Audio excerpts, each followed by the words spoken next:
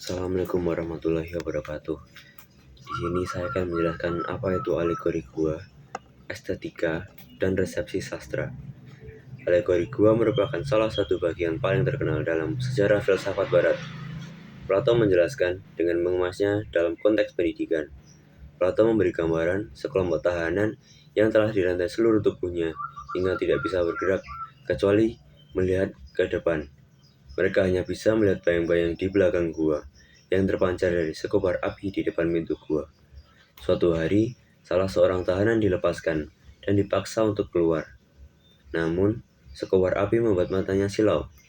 Setelah dia beradaptasi dengan api dan orang-orang di sekitar, dia mulai terbiasa. Hal awal ditemukan adalah bayangan, kemudian refleksi manusia dan benda yang ada di air. Kemudian mulai dikenalkan dengan matahari sebagai simbol kebenaran. Lalu dipaksanya untuk kembali ke dalam gua. Hal awal yang dilakukan adalah memberi informasi kepada tahanan lainnya. Namun, respon marah yang dia dapatkan dalam proses ini terasa menyakitkan bagi tahanan gua karena kondisi pemahaman yang berbeda-beda. Dalam bukunya, The Republic, disebutkan bahwa alegori gua menunjukkan kepada hubungan antara pendidikan dan kebenaran. Bagi Plato, fungsi penting dari pendidikan bukan untuk memberi kita kebenaran, tetapi untuk mengarahkan kita ke kebenaran. Tetapi tidak semua pendidikan perlu tentang kebenaran. Plato menjelaskan bahwa pendidikan di mana siswa secara pasif menerima pengetahuan dari profesor adalah salah.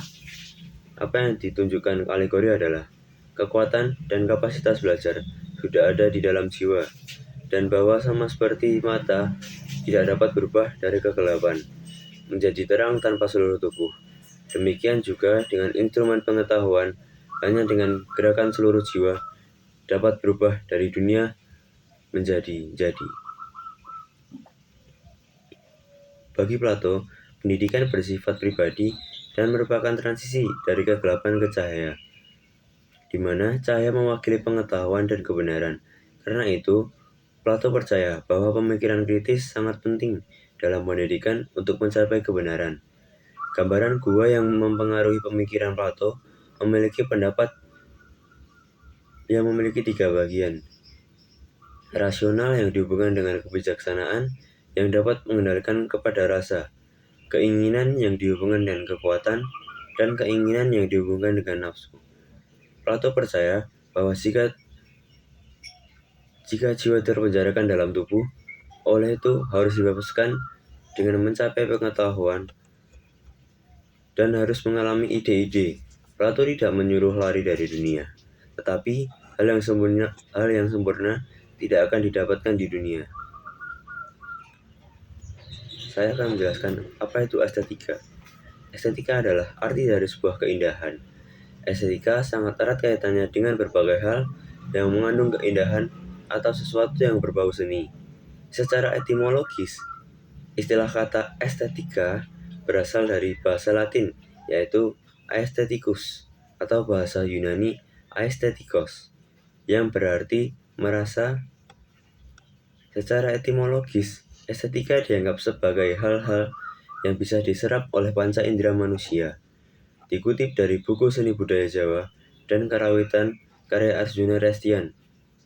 Pengertian estetika adalah ilmu atau filsafat yang mempelajari segala sesuatu tentang seni dan keindahan, serta bagaimana tanggapan manusia terhadapnya. Menurut Kamus Besar Bahasa Indonesia, definisi estetika yaitu cabang ilmu filsafat yang membahas tentang seni. Sederhananya, Kamus Besar Bahasa Indonesia juga mendefinisikan estetika sebagai kepekaan terhadap seni dan keindahan. Sebagai teori seni, estetika membicarakan tentang tujuan, penciptaan, dan bagaimana karya seni itu diciptakan, sehingga bisa memberi suatu kenikmatan estetik. Namun, tidak hanya keindahan suatu karya, tapi mencakup segala hal yang berhubungan tentang kehidupan manusia, termasuk emosi, pengetahuan, kejiwaan, dan lain-lain. Ada beberapa unsur penting yang perlu diperhatikan dalam mengkaji nilai estetika pada suatu objek. Unsur estetika adalah bentuk, tema, warna, dan motif. Estetika berfungsi untuk menilai suatu yang baik atau yang buruk dari suatu objek. Estetika atau sebuah keindahan ini mempunyai banyak makna dan arti, karena setiap orang-orang mempunyai pengertian estetika yang berbeda-beda. Saya akan menjelaskan apa itu resepsi sastra. Resepsi sastra merupakan aliran sastra yang meneliti teks sastra dengan mempertimbangkan membaca selaku pemberi sambutan atau tanggapan. Dalam memberikan sambutan atau tanggapan, tentunya dipengaruhi oleh faktor ruang, waktu, dan golongan sosial.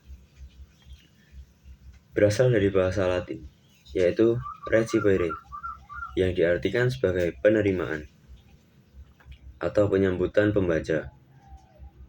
Dalam arti luas, resepsi diartikan sebagai pengolahan teks, cara-cara pemberian makna terhadap karya, sehingga dapat memberikan respon terhadapnya. Respon yang dimaksudkan tidak dilakukan antara karya dengan seorang pembaca, melainkan pembaca sebagai proses sejarah, pembaca dalam periode tertentu. Menurut Pradopo, yang dimaksud resepsi adalah ilmu keindahan yang didasarkan pada tanggapan-tanggapan pembaca terhadap karya sastra.